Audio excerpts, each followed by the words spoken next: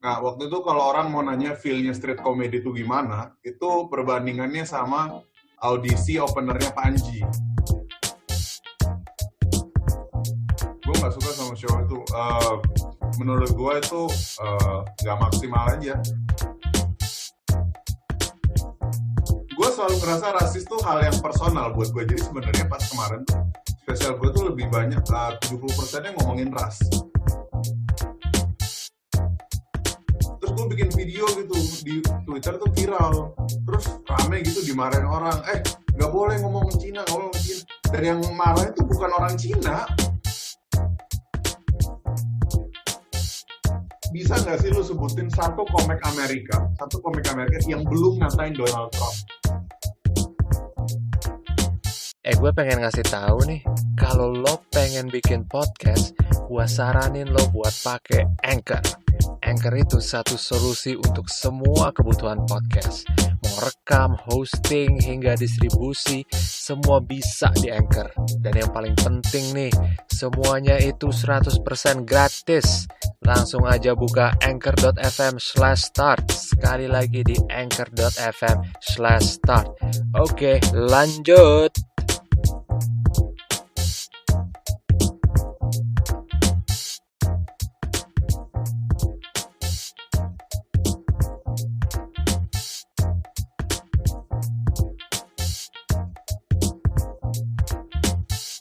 Podcast Bosan di Jalan episode ke-87. Apa kabar semuanya? Selamat pagi, selamat siang, dan selamat sore. Langsung aja. Tamu gua hari ini adalah Aditya Bendanio, stand up comedian dan juga guru bahasa Inggris. Gue seneng banget akhirnya gue bisa ngobrol bareng komika dan kita barengin topik yang gue suka banget, yaitu menyinggung orang. Ben cerita tentang beberapa komedinya yang menyinggung orang dan mungkin sedikit berpengaruh terhadap kerjaan sehari-harinya juga. Gue ngomongin dikit tentang stand up zaman dulu, beberapa acara kayak stand up night, street comedy, dan ya sampai akhirnya gimana dia bisa jadi komika seperti sekarang gitu. So, semoga kalian suka obrolan hari ini dan enjoy the show.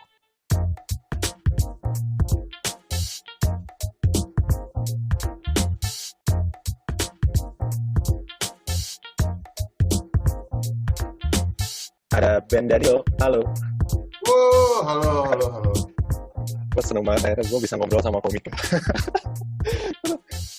Lo perlu tahu gue tuh seneng banget sama stand up ya. Dan selama ini kan gue cuma ngelihat dari layar kaca aja penampilan kalian semua gitu, dan Belum pernah nonton live? Pernah nonton live dua kali nonton live. Satu acara corporate, satu lagi beneran special. Adriano Colby. Oh, Adri. Udah yang pintar. Ya, dan itu pecah banget. Dan gue senang banget kan. Buat yang dengerin nih, Bendanio punya spesial namanya Marching Band. Waktu itu di Ketawa Comedy Club. Ya. Dan tentunya udah pernah tampil di beberapa tampilan sebelumnya juga. Gue tahu lo waktu pertama kali sebagai openernya Adri ya. Yang pertama tuh apa sih, lo pikir lo keren ya. Waktu itu barengan sama Patra, sama Kuku. Dan pastinya lo udah pernah nampil di beberapa acara lagi, tapi gue kurang tahu nih, apa lo pernah ikut kompetisi nggak sih, kayak Suci-Suca gitu? 2015 gue ikut Suca, keluar pertama. Oke. 2015 Suca, jadi 2015 tuh awal gue ketemu sama Adri. Jadi 2015 tuh ada namanya street comedy. Nah, street comedy, terus ada satu video gue tuh direkam sama Om Sam pas gue audisi. Yep. Dan itu termasuk salah satu perform gue yang pecah. Nah, di situ Adri ngeliat di situ. Terus tiba-tiba, dan itu 2015 tuh Adri pertama kali bikin podcast tuh, dan dia ngajakin gue ketemu, ngobrol kayak langsung, oh ya udah, ngobrol sama-sama seneng, gue suka komedinya dia suka gue, ya udah. Habis itu tahun 2016, 2017 tuh yang agak aneh sebenarnya. Sepanjang 2016 sampai 2017, gue tuh perform sama Adri mungkin 10 kali ada. Sampai gue tahu, oh ini Adri mau gini, Adri mau begini. Sampai kita ke Malang, kita stand up di Malang, gue sampai barengan sama dia, sampai tahu materinya kayak gimana. Jadi waktu itu yang salah satu buat gue ya, big break-nya gue bisa main di corporate, diajakin, dan di lirik komik lain, itu ya gara-gara sama Adi sebenarnya. Gue agak utang budi besar sama dia. Cuman sejak dia sama MLI jadi sombong sekarang. Enggak, jangan. Adri adalah sahabat gue. Berarti memang udah lama banget ya kenal sama Adri dan kerja bareng dia. Iya, gue nggak bilang kerja sih, manggung bareng aja. Kebetulan dapat gig yang sama, ya udah gitu. Itu acara street comedy itu sekarang udah nggak ada ya? Tahun 2015 tuh Street Comedy 5, itu street comedy terakhir. Sejak saat itu udah nggak ada lagi. Nah, waktu itu kalau orang mau nanya feel-nya street comedy itu gimana, itu perbandingannya sama audisi openernya Panji. Jadi openernya Panji itu audisinya memang gila itu. Memang suasana orang gila semua, siap ketawa, siap menggila semua. Gue lihat beberapa videonya audisi openernya Panji itu yang di siapa sih? Barry ya kalau nggak salah yang taruh di YouTube ya. Ya memang kelihatannya pecah banget sih. Berarti buat feel yang kayak gitu sekarang cuma bisa didapatin di audisinya openernya Panji ya, dan untuk tahun depan kan ya udah ada punya opener juga sebenarnya. Iya, technically karena acara stand up tuh orang tuh harus bisa bedain acara stand up show sama kalau orang main corporate. Kalau lu di stand up show-nya adalah stand up, orang lagi ngomong sendiri gitu. Kalau lu di acara corporate itu lu tuh cuma part of the show, dan seringkali lu tuh dicuekin, dan seringkali lu kayak apaan sih ini orang kayak gitu. Jadi ya sebenarnya sih bukan cuma di eventnya Panji, tapi acara stand up manapun di mana orang datang beli tiket atau datang untuk pingin nonton stand up, pasti acaranya itu, karena memang kita sudah menyaring orang yang tepat dan ketawanya udah siap juga gitu. Benar-benar. Makanya mungkin buat kebanyakan komika, mereka punya set sendiri buat corporate dan ada set sendiri buat manggung sendiri kan gitu. Dan makanya kalau misalnya lo pertama kali tahu komika misalnya dari acara corporate atau bahkan dari TV gitu, ketika akhirnya datang ke show-nya yang off air, kemungkinan besar bakal kaget kan biasanya gitu. Iya, kaget. Karena corporate itu misteri, bro. Gila, corporate itu kayak, itu istilahnya doang yang keren, tapi banyak cerita menyakitkan. Orang dari stand up hujan-hujanan lah, orang stand up pas lagi makan lah, orang stand up pas ada apa, aneh-aneh, kalau diceritain komik-komik tuh pahit semua, bro, corporate itu. Tapi memang itu downside-nya. Upside-nya enaknya ya ini, duitnya lumayan. Ceritain dong, kayak pengalaman corporate paling absurd lo gitu. Pengalaman, kalau paling absurd sih nggak ada, tapi gue mempelajari bahwa corporate itu untuk pecah di corporate adalah kita harus nguasain kultur perusahaannya. Jadi gue nggak sebut nama ya, gue stand up di 2 perusahaan yang berbeda ini untuk perbandingan. Yang pertama gue stand up di perusahaan kredit, yang kedua gue stand up di perusahaan inisialnya C, belakangnya Mens, ya, itu pokoknya itulah. Gue bingung ya. Udah nggak apa-apa lah, Siemens mah santai aja orang-orangnya. Nah, gue stand up di Siemens itu tahun 2018. Pecahnya aura-auran tuh pakai bahasa Inggris lagi. Saking pecahnya, 5 atau 6 bulan kemudian, gue diundang stand up lagi. Dan gue pede dong, gue tahu nih kalau Siemens nih pasti asik. Nyep gue dari depan sampai belakang, padahal bayarannya udah dimahalin. Gue jadi, jadi merasa bersalah. Terus tahun 2019 tuh gue stand up di perusahaan kredit sebenarnya. Nah, jadi kalau kita kuasain kultur perusahaan, kita bisa lebih nguasain ini panggungnya. Misalnya di perusahaan kredit, mereka tuh udah tahu mereka itu kredit gitu. Kredit itu kan utang, image-nya jelek gitu, dan mereka sering dikata-katain, sering diteror gitu, dan sering neror orang juga yang telat bayar. Sedangkan satu sisi Siemens itu kan perusahaan yang dari Jerman yang pride-nya tinggi. Dulu sempat jualan handphone dan nggak diterusin, dan produknya sekarang lebih ke manufaktur produk-produk besar gitu. Jadi kalau di Siemens tuh ya gue fokusnya menguji, menjilat habis-habisan gitu. Siemens ada singkatannya, siap man menuju sukses. Siemens siap menuju sukses. Aduh sampah banget lah, tapi duitnya. Terus kalau di perusahaan kredit, home kredit gitu, mereka tuh nggak apa-apa dikata-katain. Jadi mereka siap gitu dikata-katain. Jadi gue bilang, home credit nih, halo home credit nih. Ini gue stand up ini, tolong diundang 3 kali lagi ya supaya cicilan home credit gue lunas nih, anjing kalian semua mahal gitu. Dan yes, I said anjing, I said fuck, dan mereka senang nikmatin kayak gitu. Minimal kuasain kultur perusahaannya. Kalau yang absurd-absurd lainnya ya mungkin lu bisa cerita tanya anak-anak lainnya lah. Mereka banyak kok pengalaman yang lebih ini. Itu menarik ya, berarti si perusahaan kredit itu mereka punya jiwa self-deprecating juga ya, kalau misalnya bisa dikatakan. Self-deprecating. Iya, karena di dalam perusahaan itu memang harus diiniin. Mereka dan MC-nya udah bilang, Ben, nanti kata-katain ya perusahaan ini nggak apa-apa nih, nggak apa-apa. Karena mereka juga sadar perusahaan mereka itu seperti apa. Sedangkan kalau di Siemens tuh dia udah, gue mau stand up nih, gue disuruh tulis materi gue lengkapnya gimana. Ini nggak boleh, yang ini nggak boleh, ini nggak boleh. Udah di-cut, ini nggak boleh. Iya. Pokoknya benar-benar hati-hati lah gitu. Menarik ya. Tadi lu nyinggung soal materi bahasa Inggris ya, dan memang gue lihat beberapa materi lu kan bahasa Inggris. Berarti menurut lu lebih nyaman membawakan beat dengan bahasa Indonesia atau bahasa Inggris sih? Kalau nyaman, gue lebih nyaman dengan membawakannya bahasa Indonesia. Tapi kalau nulisnya, gue lebih cepat pakai bahasa Inggris. Karena gue belajar kulturnya stand up tuh pertama bahasa Inggris. Dulu beli DVD bajakan Chris Rock, Kill the Messenger. Jadi gue taunya waktu itu Chris Rock tuh apa namanya aktor. Pas gue beli DVD-nya, ini kenapa orang ngomong sendiri di panggung? Oh, ternyata ini stand up. Habis itu gue liat keren ini kan, dia ngomong fucking bullshit gini-gini. Terus gue ngeliat anak-anak komunitas tuh juga stand up kan. Terus gue pikir, apaan sih ini nggak lucu. Gue cobain, ternyata gue juga tidak lucu. Sulit juga stand up. Gue dulu pertama kali tahu Chris Rock itu Madagaskar sih dia. Jadi suaranya sih. Iya, kita tahunya Chris Rock tuh aktor. Iya baru. Terus dia kan main The Longest Yard ya sama Adam Sandler. Dan Adam Sandler kan juga tahu dia sebagai aktor gitu kan. Baru-baru tahu setelah itu ternyata mereka ke stand up comedian. Gue pertama kali gue tahu stand up itu justru mirip-mirip lah dari bajakan-bajakan gitu. Gue nonton Russell Peters. Dan itu fase di mana gue lagi suka sama orang yang logatnya aneh-aneh gitu. Dan Russell Peters kan ya dia master lah kalau ngomongin soal logat India, logat imigran lainnya gitu. Dan itu pertama kalinya gue tahu stand up. Dan waktu itu sih anehnya waktu ketika gue nemu komika lain yang nggak main logat gitu, gue nggak terlalu tertarik gitu. Tapi karena ya mungkin ada fasenya ya itulah lagi suka logat-logat gitu. Tapi lama-lama ya makin tau banyak dan akhirnya ketemu Chris Rock, Adam Sandler dan segala macam gitu.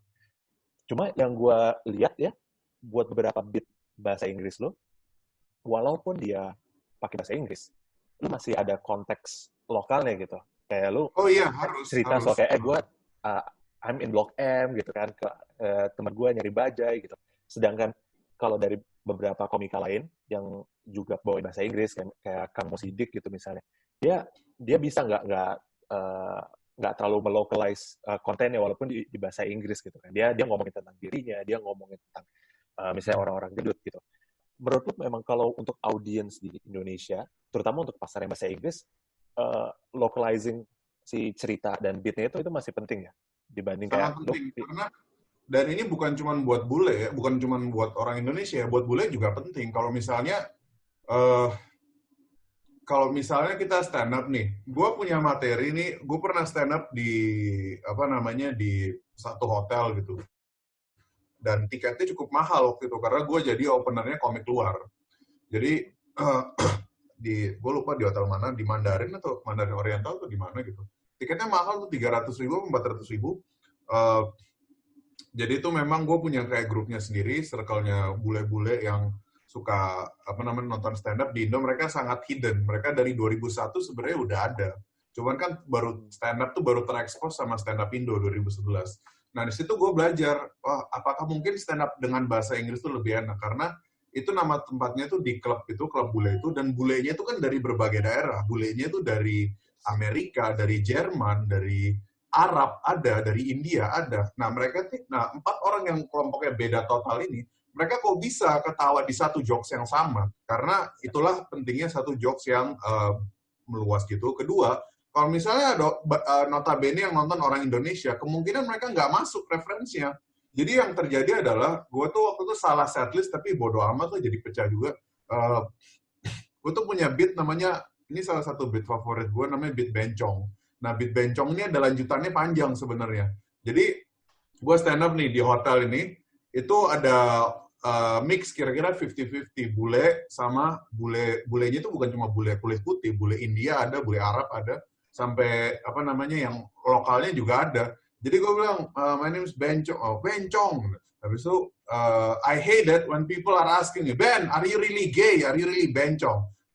I don't need to be gay. I'm a Chinese guy that lives in Jakarta. I already have someone that fucks me in the ass every single day, and his name is Anies Baswedan. Gue pas kayak gitu, Itu yang orang Indonya kayak, weh. Itu, habis itu yang bule-bule kayak, Anies Baswedan siapa? Yeah. Jadi ya, itu, that's the thing about localizing. Tapi kalau misalnya gue stand up di depan orang, dan waktu itu gue ngatain mereka, katanya, look at all the Indonesian cebongs are over proud coming in their pants, and you fucking white people, who is that? Jadi, tapi kalau misalnya gue stand up, gue ngeliatin crowd-nya dulu, oh ini banyakan bulenya, gue nggak mungkin ngomong Anies Baswedan, it's pointless, nggak ada gunanya. Wow, oke. Iya, gue ngerti sih. Dan itu good point juga sih, bahwa bulenya itu kan datang dari berbagai negara kan, jadi mereka mungkin benang merah yang mereka punya itu ya Indo gitu, jadi makanya itu makanya kayak misalnya Russell Peters, Chris Rock tuh bisa stand up di Arab, stand up di Amerika, stand up di Inggris, materinya sama ya karena gitu.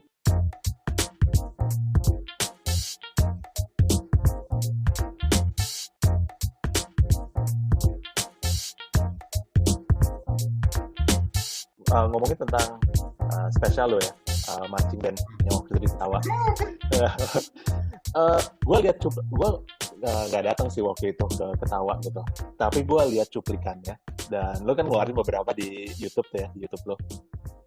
Dan kayaknya ada yang nanya gitu, kayak kapan nih digital downloadnya, dan lo bilang nggak bakal ada gitu. Kenapa nggak bakal ada? Karena gue nggak suka sama show itu. Ya. Gue nggak suka sama show itu.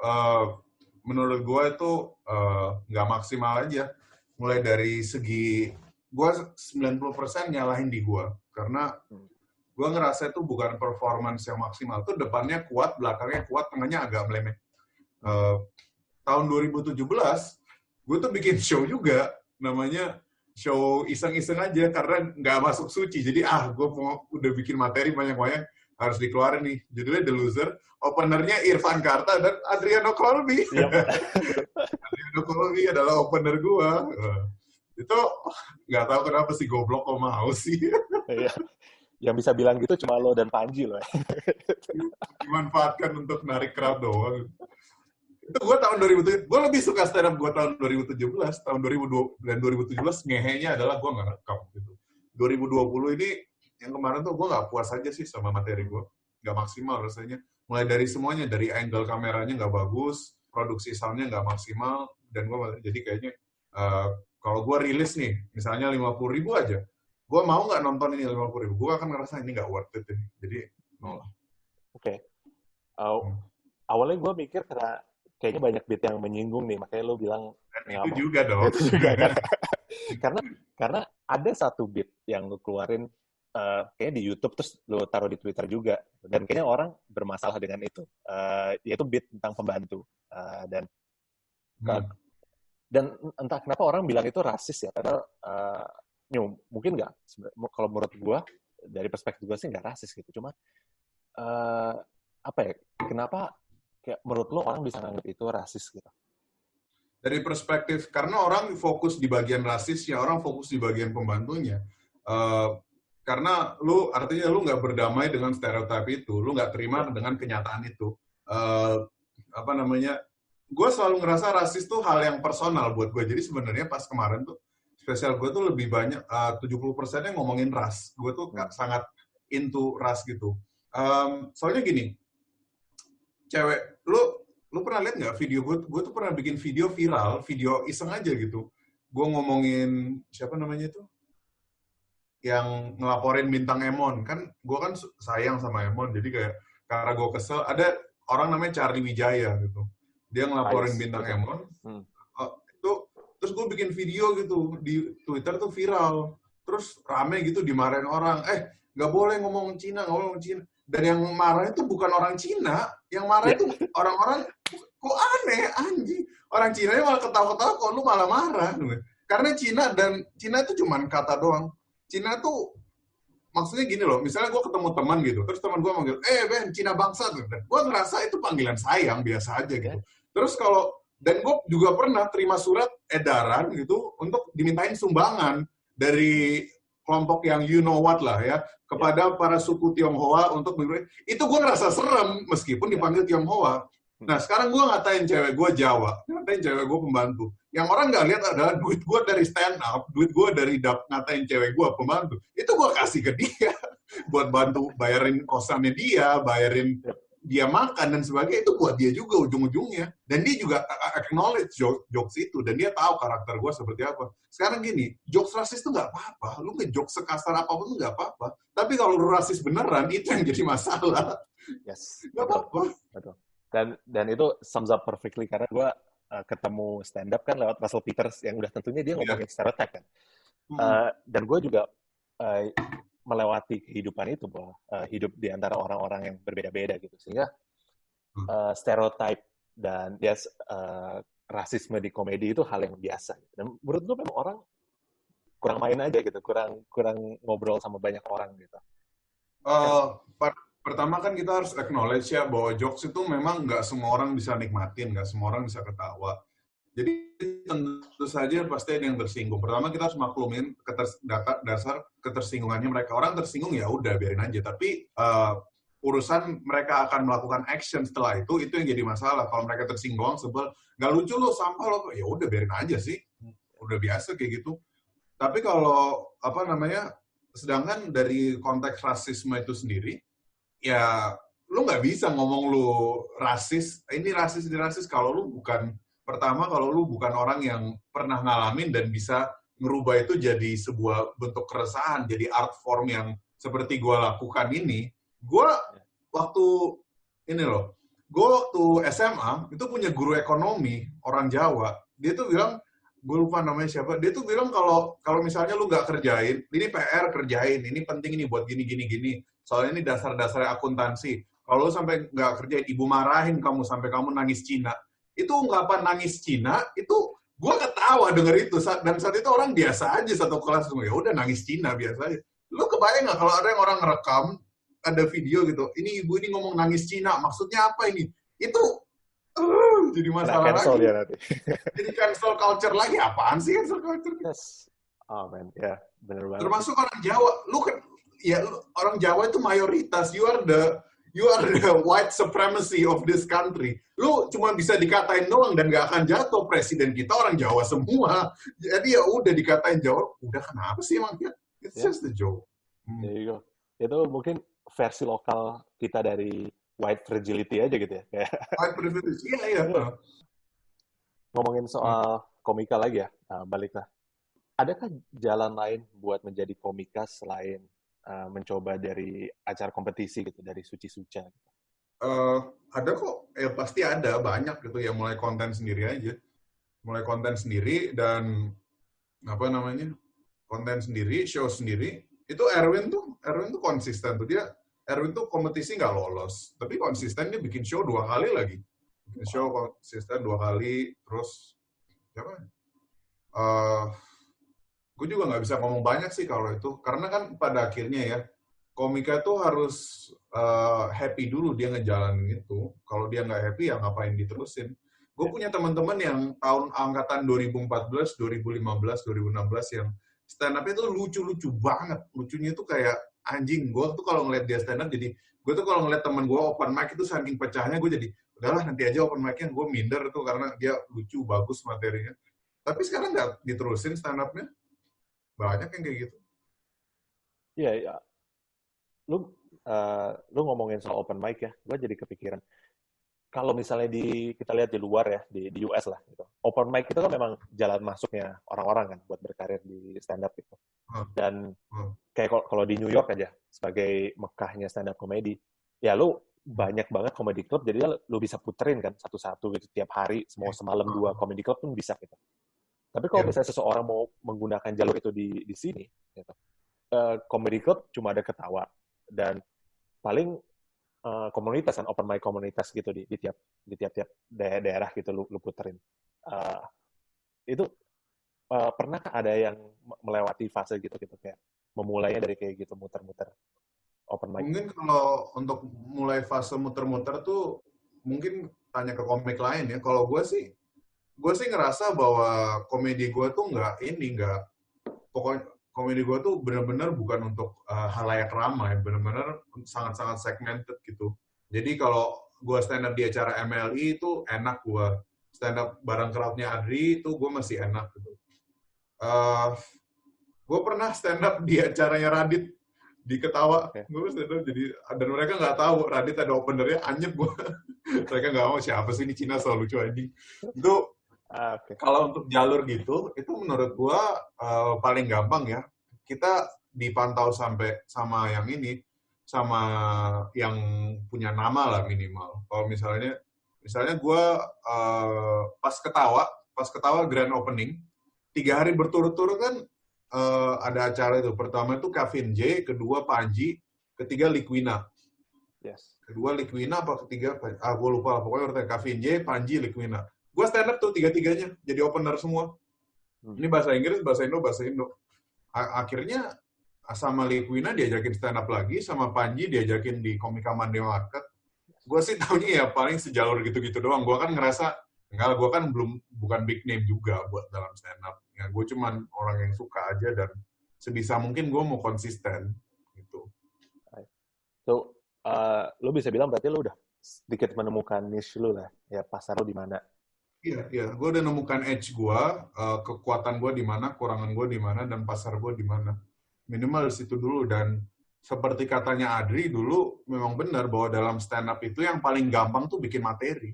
Komik tuh kalau misalnya dia rasa, oh sulit banget bikin materi, sulit banget. Men, materi itu paling gampang. Yang sulit tuh nanti kalau lu mau besarkan nama lu, mau promote, mau jualan tiket, mau gimana, itu yang sulit. Ya, wow, benar-benar. Karena kalau lu tarik ke hal umumnya, nulis materi buat stand up adalah mungkin merencanakan usaha buat orang-orang pengusaha gitu kan. Tapi yang susahnya itu justru eksekusi dan membesarkan si usahanya. Betul. Ya lu ngomongin soal pasar gitu, gue jadi kepikiran selama pandemi ini tuh how you holding up gitu, gimana cara lu survive sebagai komika ketika ya pastinya job off air kan yang on the spot di tempat pasti hilang. Dan gue udah lihat beberapa komika ngelakuin kayak semacam online stand up juga gitu. Apakah lo ngelakuin itu dan gimana cara lo keeping up that comedy muscle ya buat selama pandemi ini? Gue lagi ini sih. Pertama kalau buat gue ya, gue kan nggak full time komik ya. Gue juga ngajar online dan capek juga sih. Soalnya gue pikir kalau ngajar online karena stay di rumah lebih gampang, ternyata enggak, beban kerjanya lebih sulit karena persiapan materinya lebih sulit juga disiapin. Dan untuk komedi muscle ya gue nulis konten terus, gue tetap nulis konten, cuman untuk eksekusi rilisnya ini gue masih tektokan sama editor gue. Ini nih gue rilis video, gue mau bikin gini. Yang penting ada aja yang dikeluarin karena ya harus keluar. Karena misalnya gini, orang tuh komik tuh dasarnya mau bikin materi, itu karena mau di-open mic-in, mau dicobain. Kalau mau dia nulis materi, terus nggak dicobain, ya bakal dilupain juga. Jadi tetap harus ada penyalurannya minimal. Ya lu lihat aja Panji gitu, kayak orang gila tiap hari, YouTube-nya ada konten mulu yang nggak jelas gitu. Menurut gue itu udah benar, emang harus kayak gitu, harus konsisten, disiplin aja. Ya, dan gue lihat lu udah mulai ngeluarin konten di YouTube lewat namanya BDSM ya waktu itu, tapi lu ubah jadi Bendanio Show ya akhir-akhir ini. Ya. Ditegur kantor gue. Katanya ini guru nggak boleh gini, gimana kalau murid sampai orang tua ngeliat gini sampai murid. Dan gue kayak apaan sih lu nih, nggak ada urusannya sama kalian, kenapa gini? Tapi satu sisi mau bikin lagi, udah bikin beberapa, tapi kayak aduh anjing nanti masalahnya sama kantor. Nah di sini adalah ketika idealisme dan duit saling bertarung. Ini gue tetap di jalur aman atau gue keluarkan hasrat gue untuk berkarya. Ya, itu menarik. Berarti mereka masalahnya sama namanya aja atau sama konten yang lu bicarain? Semuanya. Mulai dari video Charlie Wijaya gue yang viral sampai konten gue itu sampai jadi bahan omongan. Ini kok bisa gini sih, gini. Apaan sih, ini gak ada hubungannya sama kalian? Kenapa gue yang ngomong? Padahal tuh gue sangat menantikan sebuah konten kayak Daily Show gitu ada di sini kan. Dulu gue juga pengen bikin kayak provokatif, proaktif itu udah kayak oase gitu yang itu pun berhenti kan, akhirnya harus berhenti. Dan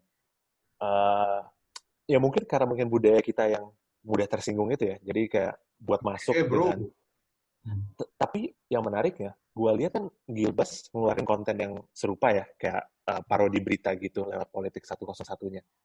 Tapi cara dia kan satir dan sarkasme gitu. Jadi apa yang diucapkan itu tidak ada yang beneran menghina gitu kan. Cuma orang yang ngerti satir yang bakal ngerti kan, oh ya dia lagi making fun nih gitu kan.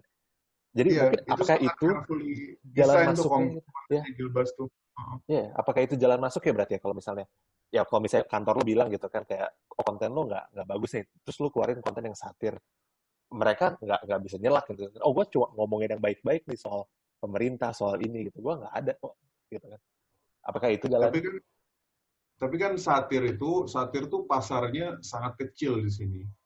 Pada akhirnya kan kita tetap perlu quantity, kita perlu viewer, kita perlu ini. Satir tuh kan kalau orang nggak ngerti ya, mereka bakal nanggepin, oh ini beneran maksudnya begini. Ini ini kita menteri, misalnya kalau ada lu ngomong gitu di Hotsbox, menteri kita pintar sekali. Kalau orang mikir, apaan lu menteri kok pintar? Menteri kan gini. Padahal kan itu satir, itu kan sarkas, dan orang nggak, itu pasar yang sangat kecil untuk kayak gitu. Menurut gue Gilbas tuh sangat well design, sangat carefully design, bagus banget konten itu. Cuman tuh kan sangat halus, karena terlalu halus, jadi orang kayak, ini cuman ini doang gitu. Wow, oke. Scary. Kalau misalnya perbandingannya gini. Bisa nggak sih lu sebutin satu komik Amerika yang belum ngatain Donald Trump? Yang belum ngatain, nggak bisa. Semuanya sudah. Donald Trump tuh udah kayak sapi perahnya mereka, udah kayak angsa emasnya mereka diperah bisa-bisa. Sedangkan di sini yang berani ngatain Jokowi cuma Om Sam. Itu pun kritik Pak Jokowi. Selain Om Sam siapa coba? Semuanya kalau antara takut diserang temannya, tapi Jokowi kan gini, atau nggak takut kena ITE lagi. Sulit, man.